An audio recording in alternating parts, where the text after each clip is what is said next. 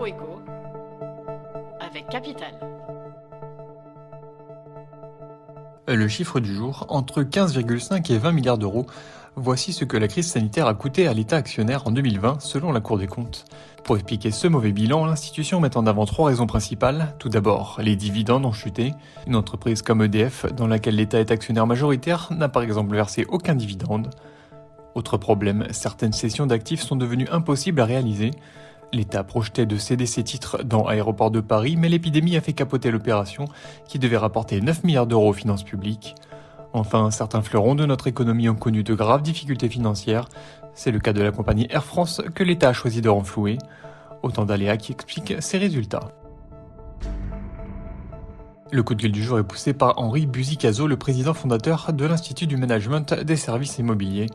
Notre expert revient sur le scandale qui secoue le secteur des EHPAD après la publication d'un livre relatant des maltraitances, de malversations et des dérives lucratives dans certains établissements gérés par Orpea.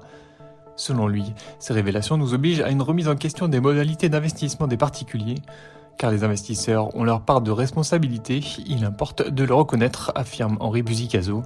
Ce dernier veut néanmoins croire que cette affaire poussera les épargnants à regarder de plus près là où ils placent leurs économies. Retrouvez sa tribune sur capital.fr.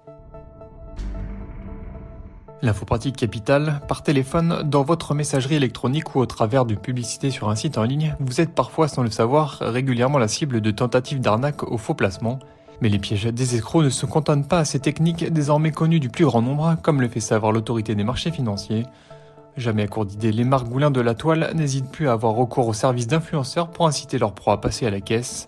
Et vous auriez bien tort de faire confiance à une personne que vous avez connue sur un site de rencontre. Celle-ci peut également chercher à vous rouler dans la farine et à vous délester de vos économies. Plus de détails sur notre site. Et on termine par l'accord trouvé entre Molotov et TF1 lundi 7 février. L'application a déclaré qu'elle distribuerait les chaînes en clair du groupe TF1 dans ses offres payantes. Elle misait pourtant avant sur la gratuité pour ses utilisateurs.